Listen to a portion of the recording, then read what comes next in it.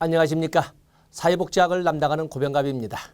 이번 시간에는 그 2장 사회복지 정책의 발달사를 진행을 하겠습니다. 정책론에서 우리가 한 문제 내지 두 문제를 설정하고 있는 것이 바로 이 발달사인데, 발달사는 크게 한국의 발달사와 그리고 서양의 발달사로 출제가 되고, 그리고 그 중에서도 출제 비중이 가장 높은 것은 영국의 복지사, 그리고 우리나라 거에서 하나, 이렇게 해서 두 개를 보는데, 근자에는 우리나라의 발달사에 좀 소홀히 하는 그런 경향이 있습니다만 안 보고 갈 수는 없지요. 그래서 간단하게 우리가 판서를 통해서 우리나라의 그 발달사를 정리를 할 겁니다. 자, 여러분 그 교재를 보시면 한국의 사회복지 정책사에서 결국에 정책을 통해서 법으로 문서화되고 그거에 의해서 집행이 행정으로 바뀌면서 그리고 실천으로 옮겨지게 되는 거거든요. 그렇기 때문에 먼저 정책의 발달사 그러면 법제사, 또 그런가 하면 실천의 역사까지도 같이 진행해 볼 수가 있는 것입니다. 자, 이렇게 정리를 하겠습니다. 먼저 정리하고 그리고 나서 교재를 넘기면서 첨삭하도록 하겠습니다.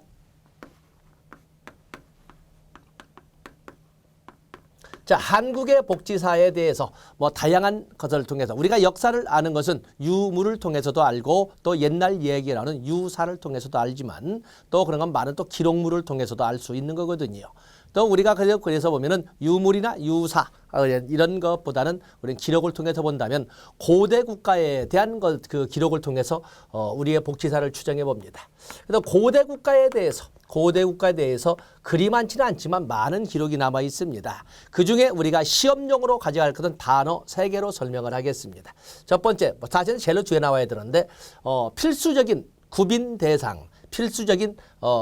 대상으로서는 사궁이 있습니다. 바로 그를 국가에서 필수적으로 구빈을 한다 해서 사궁구휼이라고 하는데, 이 사궁이라고 하는 것은 필수 원조 대상인데 환과 고독을 말합니다.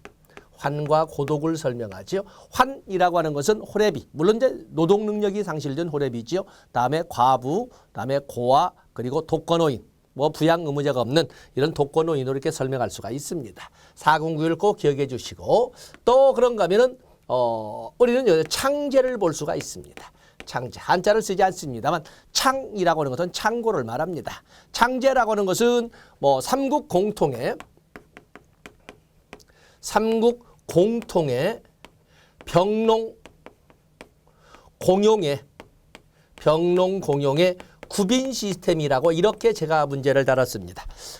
한국사로 접근해 본다면은 고대 국가라고 하는 것은 정복 국가적 성격이기 때문에 식량 창고라고 하는 것은 사실상 이 소위 군량미 창고 의미를 갖습니다. 병사용이죠. 또는 국방용입니다. 그러나 이런 창고도 천재지변이 있게 되면 이걸 헐어서 구빈을 활용했다 해서 병농 공용의 구빈이라고, 한국사와는 달리 이 창제를 부경이라고 이렇게 쓰기도 한다는 것도, 여러분들 부경은 한국사에서는 고구려 지배층의 전리품 창고를 이렇게 설명을 합니다만은 사회복지사에서는 삼국 공통의 창제를 부경이라고 이렇게 읽기도 한다는 것도, 그래서 여러분들 한번 차별화 시켜주시면 좋겠습니다. 그다음에 진대법. 이 진대법이라고 하는 것은 2세기 후반, 기록이 2세기 후반 고구려 고국천 왕 때 을파소에 의해서 시행된 세상 을파소에 의해서 시행된 춘대 춘합의 구빈 시스템을 진대법이라고 합니다. 자, 미리 말씀드리지만은 여기 법이란 단어 나와 있지 않습니까? 법이라고 하는 것을 오늘날처럼 이것을 로우라고 이렇게 봐서는 안 됩니다. 법이라고 하는 단어가 로우의 개념으로 쓰이게 되는 것은 현대 20세기 넘어서 사용하는 것이고, 우리의 역사에서 이 법이라고 하는 것은 시스템을 말합니다. 시스템. 제도를 말하는 거죠. 법. 그래서 보통 우리가 옛날에는 오늘날 법의 개념은 율이나 율령이라는 개념을 쓰는 것이고, 그리고 법이라고 하는 단어는 제도라고 보시면 됩니다. 진대라고 하는 것은 진대와 진휴를 여러분들은 구분하셔야 되는데, 진대라고 하는 것은 빌려주었다가 되돌려받는 것, 렌트의 개념입니다. 회수합니다. 그에 비해서 진휴이라고 하는 것은 무상지급입니다. 여기 진대라고 하는 것은 빌려주었다가 되돌려받는 제도, 그래서 곡식이 떨어지는 봄에 곡식을 빌려줬다가 춘대, 그리고 생산이 되는 가을에 되돌려 받는 춘대 춘합의 구빈 시스템을 진대제도라고 했다 해서 진대법, 이렇게 해서 고대 국가에서는 이 3개 정도를 여러분들이 가지고 가주시면 되리라고 봅니다. 자, 여러분 교재를 볼까요? 거기 교재를 보면 창제 삼국 공통의 가장 오랜 역사를 갖는 곡창으로서 병농공용을 운영되었다. 그다음에 진대법. 이 진대법은 이렇게 곡식이 떨어지는 봄에 나라에서 신경을 써서 생산을 해서 곡식을 빌려주기 때문에 안팎이 모두 크게 즐거워했다. 안팎이 내의 크게 즐거워했다. 즐거울 열자 써서 내의 대열법이라고도 쓴다는 것도 같이 봐주시면 되고, 거기 구제사업의 내용을 보면 광곡지금이나 또 사궁구율 나와 있죠. 그래서 사궁구율 하나 정리했습니다. 그 외에도 뭐 조조간면이나 대곡자모구면, 한자의 시대가 아니기 때문에 뭐 이렇게 출제는 그렇습니다만, 그중에 뭐 경영방소, 영농방제도 좋지만은 특히 노블리스 오블리주의 이런 개념으로 설명할 수 있는 것이 책기감선이 있습니다. 국왕을 비롯한 사회 지도층 인사들이 백성들이 천재지변으로 고생을 하게 되면 자기들도 백성들과 고난을 같이 한다는 상징적 의미로 반찬수도 대폭 줄이게 되고 잠자리도 거친 멍석이나 갈대위로 바뀌게 되고 뭐 이러한 모습, 그래서 백성들과 같이 고난을 같이 한다는 이러한 이 보임하고 몸을 참 삼가하고 근신하는 것을 책기감선이라고 한다. 그래서 이런 지도자의 책임으로 설명할 수 있는 것이 책기감선이 있습니다. 그다음에 고려가 있습니다. 고려에는 여러 많은 것이 있지만은 고려에서는 특히 공적 구빈기관이 등장했다. 공적 구빈기관.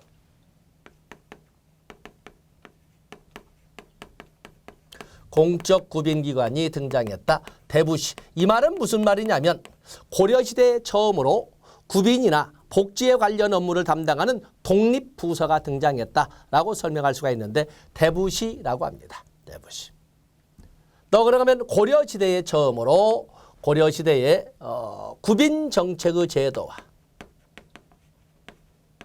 구빈정책의 제도화가 이루어집니다. 그러면 우리가 볼 때는 구빈정책의 제도화는 고구려는 2세기에 진대법도 있었지 않았습니까? 이렇게 설명할 수가 있는데, 우리가 적어도 제도, 사회과학에서 제도라고 하려면은 법령의 범위 안에서 비교적 영속적 형태로 체계화된 것을 제도라고 합니다. 그렇기 때문에 비교적 영속적 형태라고 해서 그 기간을 언제까지 할 것이냐는 서로 차별화가 될 수가 있겠습니다만은, 여기 보면은 진대법이라고 하는 단어는 고국천왕 때 2세기 때 이런 제도가 있었다고 한다라는 이런 일시적인 이런 제도 실시를 설명을 했지만, 고려시대에 만든 구빈제도로서 의창이나 상평창 이런 제도들은 고려 500년을 거쳐서 조선 500년에서 1000년의 역사를 가거든요. 그렇기 때문에 보통 구빈정책의 제도화라는 용어는 고려시대를 출발점으로 설명하고 있는 것입니다. 그다음에 민자동원에 대한 기록도 있습니다. 민자동원. 뭐 한국사를 설명할 건 아니지만 고려 500년이라고 하는 것은 5개 이민족에 의해서 끊임없이 전쟁으로 이루어졌던 전쟁의 역사였어요. 국내 총 생산성은 모두 전비에 들어갔다 해도 과언이 아닐 정도로. 그러나 천재지변은 그렇다고 전쟁이 있다 해서 천재지변이 오고 안 오고 그러지 않지 않습니까?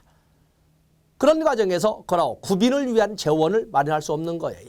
그래서 고려 정부에서는 민자를 동원하되 민자 동원에 기여를 한 기부금을 낸 사람들에게 관직을 하사하는 이런 제도를 썼는데, 바로 그것을 여러 민자 동원 기록 납속 보관지제라고 합니다. 뒤에 필기할 겁니다. 민자 동원에 대한 기록도 고려 시대에 처음 등장했다. 뭐 글자 이렇게 돼요. 또 그런 거면은 시설 보호, 또 원내 구제, 시설 보호에 대한 기록도 여기에도 처음 나오는데, 시설 보호로 뭐 동서 대비원이나 또 그러면 해야도감과 같은 원내 구제에 대한 기록도 명확하게 드러나 있는 것이 바로 여기 나오는 고려가 되겠습니다. 그러면서 5대 구율, 5대 구빈사업으로 거기 여러분들 교재를 보시면은 5대 구빈사업, 5대 진율이라고 했지요. 근데 이게 진율이라고 해서 너무 이제 확대를 시킨 거고, 사실은 되돌려받을 수 없으나 그러나 무상으로만 지급하면 어떤 문제가 생기겠어요? 무상으로만 지급하면 현대적 관점으로 본다면 의존성 심화가 발생할 수가 있습니다. 그래서 빌려주고 되돌려 받는다고 해서 빌려는 주지만 되돌려 받을 가능성은 거의 없죠. 그냥 진hul이라고 했습니다만 사실은 구빈사업으로 진대적 의미가 같습니다. 자, 여러분들 오른쪽 페이지에 보시면 거기 읍면지제, 제면지제, 또 그런가 하면 환과고독 진대지제, 또 수완진려 진대지제, 진대란 말을 계속 진율이라고 하죠. 진대라고 하지 않습니까? 납속보관지제.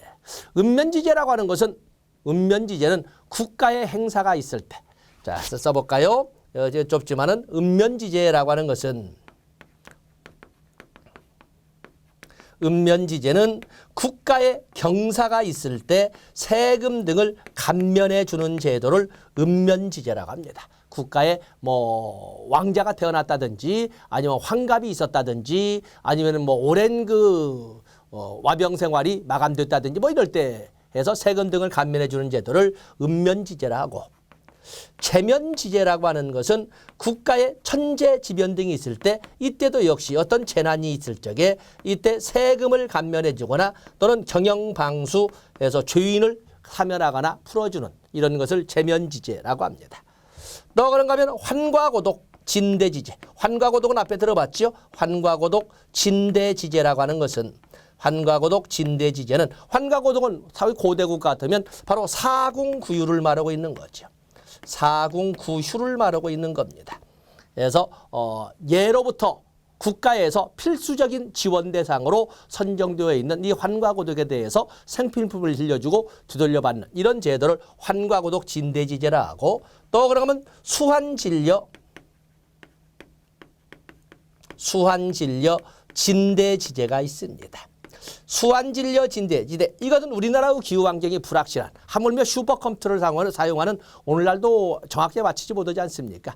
이런 것처럼 우리나라는 아주 그 기후환경이 불확실한데 홍수, 다음에 한발, 가뭄이죠. 수한, 이거는 홍수나 가뭄 때, 또 진려, 그로 인한 전염병이 있을 때 생필품을 빌려오고 돌려받는 제도. 바로 이것이 바로 이제 이 소위 국가의 재난이 있을 때 어떤 세금 등을 감면해 주는 제도는 제면지대라고 하지만, 이렇게 재난이 있을 때 생필품을 지급하는 제도.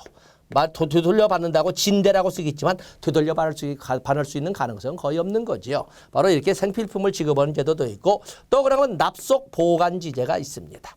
납속보관지제는 조금 전에 한번 말로는 썼습니다만, 납속보관지제는 납속이라고 하는 것은 국가 재정이 파탄에 이르렀을 적에 민자를 동원하되 그 대가로 관직에 보하는, 관직을 하사하는 이런 제도. 그래서 민자 동원의 개념으로 설명할 수 있는 것이 납속 보관지제가 되겠습니다. 이게 바로 고려 5대 구율, 완전 5대 구빈사업이라고 설명합니다. 그다음에 기관으로서는 뭐 크게 상설기관과 그리고 임시기관으로 이렇게 나눠볼 수가 있습니다. 임시기관은 무조건 도감입니다. 도감이란 단어, 고려시대나 조선시대나 도감이란 단어가 나오면 그건 무조건 임시기관입니다. 임시기관. 자, 먼저 상설기관으로서는 뭐 우리가 볼 때는 태조 왕건이 만들었다는 흑창이나 또는 성종 때 일을 고쳤다고 하는 의창이나 또는 상평창이나 또는 4대 광종 때 만든 제위보라든지 뭐 이런 등등을 우리가 상설 구빈기관으로 이렇게 설명을 합니다. 이런 기관들은 거의 조선 역사까지 약 1000년의 역사를 가거든요. 그래서 구빈정책의 제도화가 이루어졌다라고 설명하고 있는 것입니다. 특히 여기는 뭐 고쳤으니까 여기는 그야말로 구빈이죠. 구빈. 그에 비해서 상평창은 물가 조절 및 구빈이죠.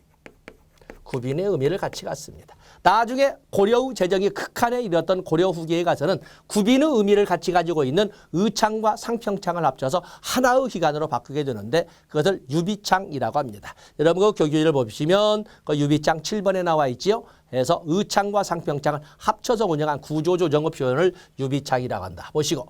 그다음에 구의 도감이라고 하는 것은 도감은 무조건 이것은 임시기관인데 여기는 구제도감이나 또는 구급도감이나 뭐 여러 가지가 많지만 여러분이 알 것은 해하도감의 중요 표시를 해야 됩니다. 바로 이 해하도감, 이라고 그 이외에도 많이 있죠. 해야도감이라고 하는 것은 우리의 역사적 의미로 본다면 최초의 국공립 어린이집의 의미를 갖는다. 또 도감이란 이름이 있기 때문에 일부 책에서 뭐 상설기관이라는 말을 쓰는데 그건 뭐 역사를 잘 모르는 사람이 하는 거고 그것은 분명히 임시기관이라는 거. 차마 없애지 못하고 그 이름을 가지고 유지가 됐겠지만 임시기관이라는 것을 놓쳐서는 아니 되겠습니다. 그래서 여기 보면 교재 보시면 거기 여러 가지가 있지만 해야도감 하나에다가 시설보호와 더불어서 영유아 보육법을 같이 떠올려 보시면 되겠습니다. 그다음에 조선시대로 넘어가 보시면 조선시대 뭐 여러 가지가 많겠지만 조선시대의 구빈제도에는 조선시대의 구빈으로서는 크게 비황과 구황으로 이렇게 나눠볼 수가 있습니다. 비황과 구황으로 나눠볼 수가 있는 거죠. 그래서 비황이라고 하는 것은 상설적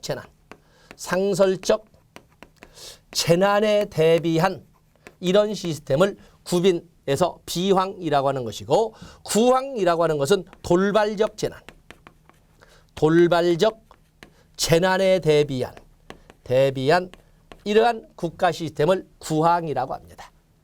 뭐 이건 돌발적이기 때문에 그때그때 설치해서 하는 거니까 구황이라는 것이 있다는 걸 알아주시고 비황은 크게 둘로 나눠볼 수가 있습니다. 비황은 크게 둘로 나누는데 하나는 환곡, 하나는 사창이 되겠습니다. 환곡이라고 하는 것은 정부가 주도하는 정부 주도의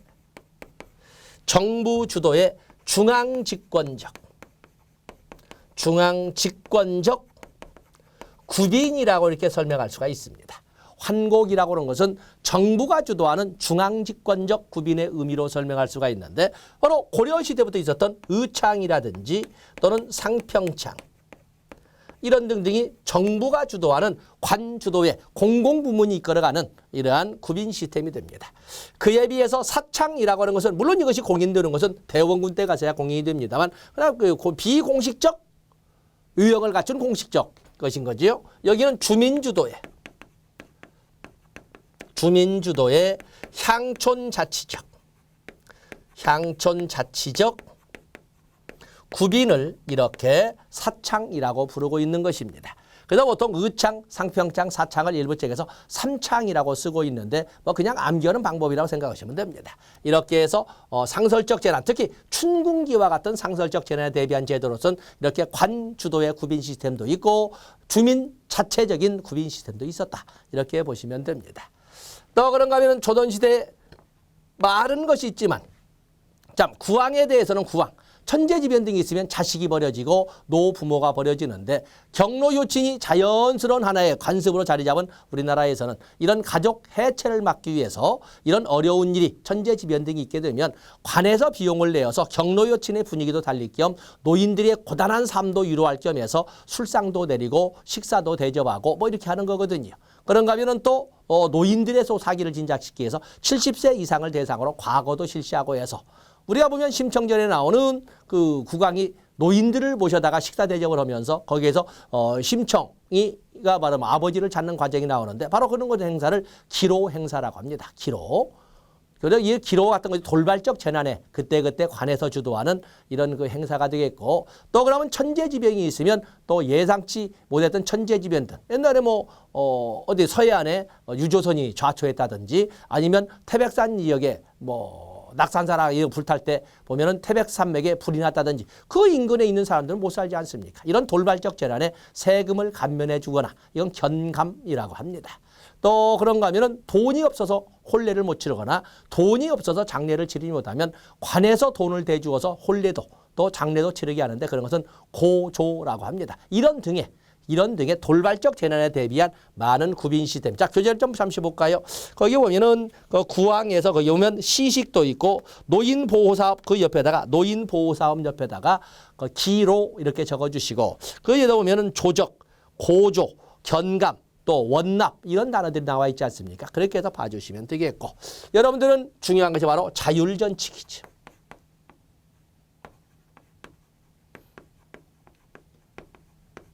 자율전칙은 18세기 후반, 어떤 18세기 후반 그러면 그 후반은 무조건 정조 때입니다. 18세기 후반 정조 때 만들어진 아동복지, 아동복지 관련 법령으로 전교와 9개의 절목, 지금 전교라고는 지금 같으면 전문의 개념으로 생각하시면 됩니다. 9개의 절목으로 이렇게 구성된 아동복지 관련 법령의 의미를 갖는 것이 정조 때 만들어진 자율전칙이 있었다. 자율전칙이 있었다. 또 여기는 특히 국가 책임도 도자입니다. 국가 책임을이 아니라 국가 책임도 규정하고 있다. 이런 점에서 책에서는 엘리자베스 구빈법과 유사한 성격을 찾아볼 수 있다라고 이렇게 의미를 부여하고 있습니다. 그 외에도 일제 시대도 그리고 미군정기도 이렇게 우리가 살펴볼 수가 있습니다. 자, 교재로 보겠습니다. 뭐 단답식이니까. 자, 여러분들 거기 보시면 일제시대에는 다른 건 볼 것도 없고 1944년에 만들어진 조선구호령이 있었다. 조선구호령의 의미는 오늘날 우리가 1961년에 생활보호법이 만들어지기 전까지는 일제의 잔재이었음에도 불구하고 우리나라 공공부조의 근거법의 역할을 했다라는 것을 여러분들이 봐주시면 됩니다. 거기 조선구호령의 2번을 가지고 제가 설명을 했습니다. 그다음에 미군정기 1945년 8월 15일부터 48년 8월 14일까지를 미군정기 3년이라고 하는데 뭐 우리가 적어도 미국에 대한 선호도가 많이 있던 시절에는 정말 뭔가 새로운 것이 있을 것이라고 기대를 많이 했습니다만 그러기는커녕 웃기지도 않는 것이었지요. 미군정기의 복지 시스템으로 본다면 다른 건 놔두고 제 밑에 2번 아무것도 변한 것이 없고 조선구호령의 연장선상이었고 그때 상황에 맞춰서 일을 처리해가는 무계획적이고 임기응변적이었다. 그 2번에 줄을 쳐놓으시면서 거기 3번에 보면 보통 온정주의적 성격을 가지고 있으면서 오히려 복지를 소위 억압과 통제 수단으로 활용했었다. 그런 정도 봐주시면 됩니다.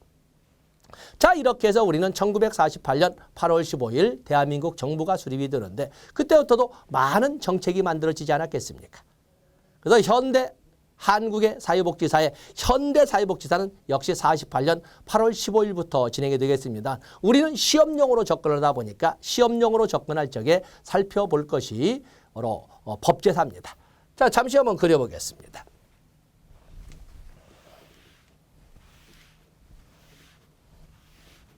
자, 여러분들 교재에다 정리는 쭉 해놨지요? 교재는 정리는 해놨습니다만은. 자, 여기 보시면 사회복지 이념이 있으면 사회복지 이념이 이렇게 존재를 하면 사회복지 이념이 그게 바로 자유방임주의든 자유주의든 아니면 사회민주주의든 마르크스주의든 어떤 이념이 있으면 이걸 바탕으로 해서 국정운영의 기본 방향이 설정될 겁니다. 국정운영의 기본 방향이 설정되는데 국정운영의 기본 방향이나 지침을 우리는 사회복지 정책이라고 합니다. 바로 국정운영의 방향, 지침을 문서화한 것을 우리는 사회복지 법제라고 하는 것입니다. 사회복지 법령이라고 하는 거지요. 사회복지 법령제도. 사회복지 법령의 제도에서 법제라고 합니다. 바로 이 문서화된 것을 가지고 바로 실행에 옮기게 되는데 바로 그것을 우리는 사회복지 행정이라고 하지요. 그리고 나서 이 행정의 지원, 행정의 감독, 행정의 통제 속에서 클라이언트와의 접촉을 하게 되는데 그게 바로 사회복지 실천이라고 이렇게 그려볼 수 있는 겁니다. 현재 우리가 진행을 하고 있는 것은 3교시 1영역인 여기를 다루고 있지만 동시에 여기에 문서화인 법제론도 편년으로 지금 여기가 동시에 다루고자 하는 겁니다. 이것이 끝나고 나면 행정으로 넘어가겠습니다만 지금 여기 그래서 우리가 법제사 사회복지 법제사 이렇게 쓰겠습니다.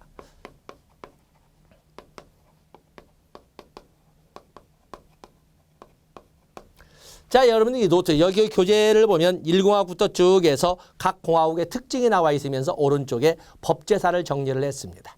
근데 그것이 차례대로 법령이 되기 때문에 여러분들 그림을 이렇게 표를 만들어 놓으면 책을 만드는 우리와 같은 사람은 깔끔하니 간략하게 정리가 좋습니다만 문제는 학습자 입장에게는 죄송스럽게도 도움이 안 된다는 겁니다. 그래서 어느 과목이든 간에 박스로 나왔던 것은 여러분들이 꼭 한번 풀어보셔야 됩니다.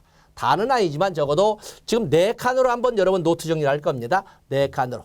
60년대까지, 다음에 70년대, 80년대, 다음에 90년대, 그리고 21세기 이렇게 정리할 거거든요. 자, 1944년에 조선 구호령이 일제 말에 만들어져서 우리나라 생활보호법이 만들어지기 전까지 우리의 근대적 의미의 공공부조 근거법으로서 의미를 가지고 있었다. 앞에 설명했습니다. 조선 구호령. 그리고 1953년에 1952년에서 53년을 가면서 근로기준법이 이렇게 제정이 됩니다. 1960년에 바로 공적 부조를 넘어서 이제는 그 공적 연금이 등장하는데 공무원 연금법이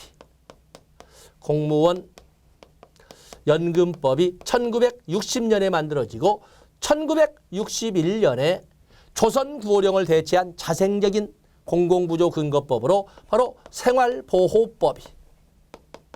생활보호법이 만들어집니다. 그 외에도 61년 5.16 군사정변. 5.16 군사정변은 자기들의 일부 세력들은 자기들의 권력의 정당성을 주장을 하지만 아직까지도 역사는 그리고 대부분의 많은 사람들은 권력의 정당성은 인정받지를 못한다 이렇게 합니다. 보통 권력의 정당성을 인정받지 못하면 권력의 정당성은 우리는 보통 권력의 정당성을 뭘로 한다? 국민의 지지와 동의를 통해서 알아보는데 국민의 지지와 동의를 확보했다고 보지 못하지 않습니까? 그러다 보니까 이 권력을 잡은 5.16 군사정부는 민심을 수습하기 위해서 많은 for the people, 국민을 위한 정책으로 많은 무더기 복지 관련 입법을 하게 되는 겁니다. 많은 법률이 나옵니다. 그중에 우리가 시험용으로 가져갈 것은 1963년에 사회보장에 관한 법률도 있지만 1963년에 우리 역사상 최초의 사회보험법 산재보험법이 만들어져서 64년부터 시행이 되죠. 그리고 다음 달인 12월 달에 두 번째 사회보험법, 지금은 이제 건강보험법이면 그 당시에는 의료보험법이 이렇게 만들어져서 77년도에 가서야 시행이 됩니다. 사회의 윤락행위 방지법이라든지 재해예방법이라든지 많은 법이 이 이후에 5.16 군사정변 이후에 무더기 입법, 정치학이 아니니까 무더기 입법이 이루어졌었습니다. 무더기 입법이. 왜? 권력의 정당성을 확보하기 위한 민심 수습책이었다. 이렇게 우리가 볼 수가 있는 것입니다. 그래서 적어도 60년대까지는 저런 정도는 여러분들이 봐주어야 된다. 다음에 70년대로 넘어가면 1970년에 사회복지사업법. 사회복지법인의 법적 근거가 처음 만들어졌고 사회복지 시설의 설치 운영에 대한 허가제가 실시됐던 것이 1970년이었어요. 그다음에 1973년에 의도는 유신치하가 되겠는데 1973년에 사회복지는 국민복지연금법이 이렇게 제정은 되었으나 시행되지는 못합니다. 그래서 정부의 뜻, 정부는 연금의 시행을 70년대에 이미 각은 잡고 있었으나 시행은 되지 못했었다. 그다음에 1977년에 극빈층을 대상으로 하는 의료보장제도가 시행이 되는데 극빈층을 대상으로 하는 의료보장제도에 대한 근거법으로 바로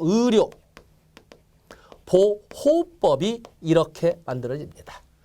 그래서 이 극빈층 대상의 의료보장의 법이 만들어지면서 그동안 법만 있었던 의료보험이 같이 시행이 되는 거죠. 그러면서 이것은 2001년에 제명 변경이 되죠. 제명 변경. 뭘로? 의료급여법으로 2001년에 제명이 변경됩니다. 그다음에 1981년은 전두환 정권이 시작되는 해가 되겠는데 대표적인 3대 사회복지사업법으로 아동복지법, 또 노인복지법, 또 장애인복지법이 이때 만들어집니다. 물론 이 1981년에 만들어진 장애인복지법은 그때의 명칭은 심신장애자복지법이었어요. 그러다가 89년도에 이렇게 바뀌어나갑니다만 어쨌든 이름만 바뀌었기 때문에 그냥 여기다 이렇게 썼습니다. 그다음에 1986년에는 국민연금법, 세 번째 사회보험법으로 국민연금법이 만들어지면서 73년에 했던 국민복지연금법이 폐지가 되고 그러면서 같이 최저임금법도 같이 만들어집니다. 최저임금법. 그래서 양자는 모두 88년부터 이렇게 시행이 됩니다. 그 이외에도 뭐 많은 법이 있지만 적어도 70년대, 80년대에는 이런 정도는 여러분들이 가지고 가셔야 된다. 이렇게 설명해 드립니다. 그다음에 90년대, 20세기 말로 가서는 여러 가지가 있지만 1991년에 영유아보육법 가져가야 되지요. 영유아보육법. 그리고 1991년에 또 하나 만들어진 것이 바로 청소년 기본법이 되겠습니다. 그래서 1991년에 이렇게 두 개의 법은 가져가셔야 되고 1993년에는 여러분들이 네 번째 사회보험법 고용보험법 네 번째 사회보험법으로 고용보험법이 만들어져서 95년부터 시행이 되는데 어떤 이 고용보험법이 만들어지면서 우리가 말하는 4대 보험이 완결되었다 이렇게 표현을 합니다. 노인장기요양보험도 있지 않습니까? 노인장기요양보험은 건강보험의 수직적 확산이니까 연령층으로는 수직적 확산이니까 이렇게 보시고 그다음에 1995년에 사회보장기본법 그 외에도 지금은 이제 법이 바뀌어서 정신건강증진법이라고 합니다만 정신보건법도 만들어지고 여성발전기본법도 1995년에 만들어집니다만 어쨌든 사회보장기본법 하나 적겠습니다. 다음에 1997년에 청소년 보호법이 이렇게 만들어지고 사회복지 공동모금법 공동모금회법이 아닙니다. 공동모금법이 만들어져서 1998년에 16개 시도에 시도 단위로 사회복지 공동모금회가 설립이 되는 겁니다.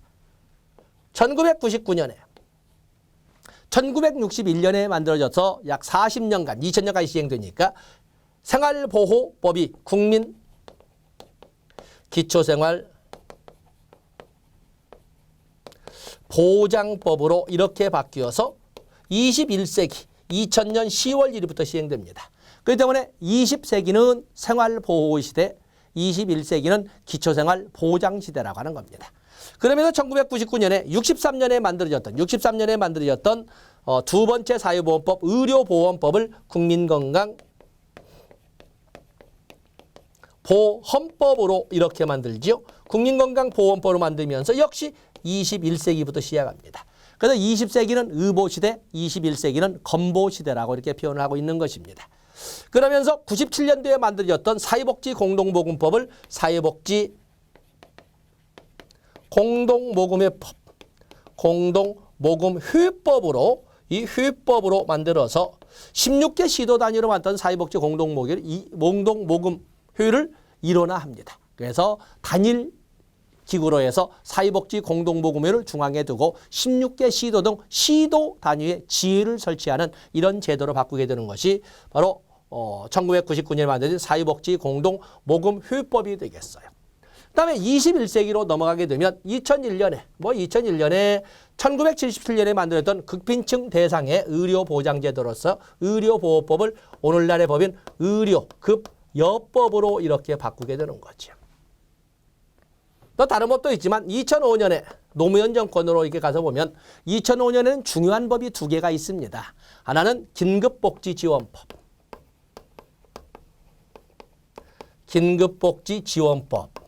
그래서 긴급복지지원법은 어쨌든 잘 나오지요. 긴급복지. 그래서 또 그런가 하면 저출산 고령사회.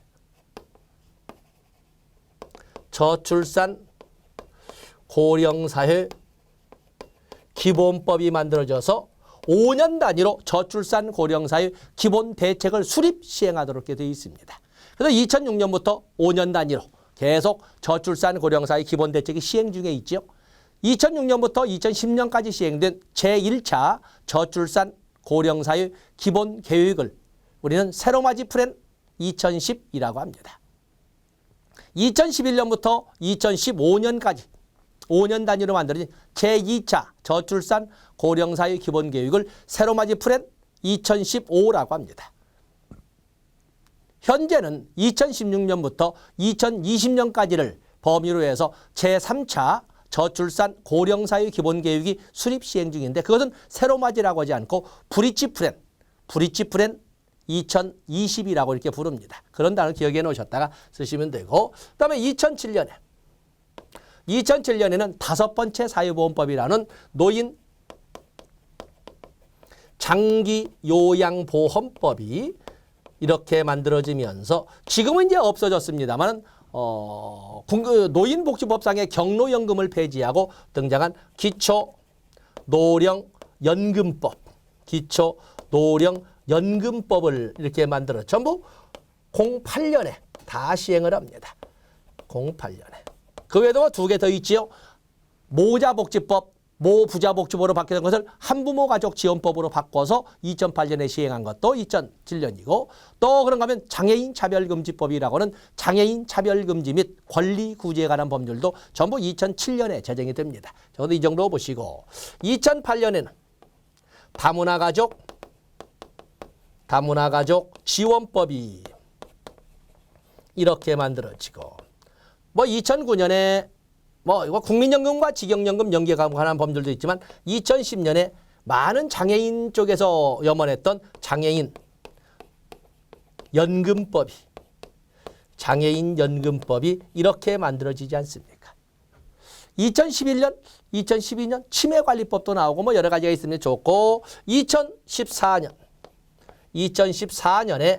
2007년에 경로연금을 폐지하고 만들어진 기초노령연금법을 폐지하고 기초연금법.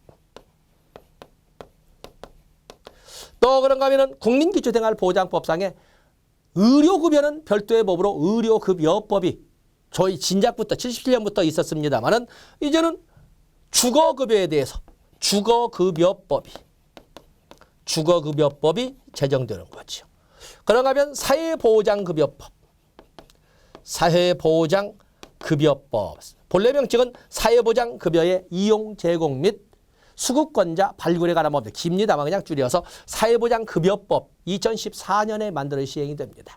또 2014년에 사회적 협동조합법 협동조합 기본법이지요. 협동조합 기본법도 있는데 여러분이 적어보시죠. 2015년에는 노후생활지원법 이런 법 등이 만들어졌었다. 이 사이에 얼마나 많은 법이 있겠습니다만은 이런 정도가 있다. 그래서 여러분들이 한 두세 번 정도 너무 나열하게 아무렇게나 적지 마시고 계속 시험 볼 때에는 내가 이거 오른쪽 페이지에 적어본 적이 있는데 오른쪽 페이지에 이거 쓴 다음에 뭐 하나 쓴 적이 있었는데 그 것만 분위기만 떠올리면 답은 달 수 있거든요. 그래서 이 박스로서 교재에는 많은 법을 적고 있지만 그중에 이런 정도는 여러분들이 가지고 가셔야 한다라고 말씀을 드립니다. 교재를 보시겠어요. 그래서 거기 사회복지법제사에서 다 모든 법을 집어넣은 건 아니지만은 모든 것을 집어넣은 건 아니지만 여러분들이 거기에서 필요한 것을 좀 체크를 해서 이렇게 살을 쪄놓고 그 같은 한번 풀어서 4칸으로 나누어서 정리를 해 보셔야 되겠습니다. 자, 이 시간은 여기까지 하고 다음 시간에 영국의 복지사로 넘어가도록 하겠습니다. 고맙습니다.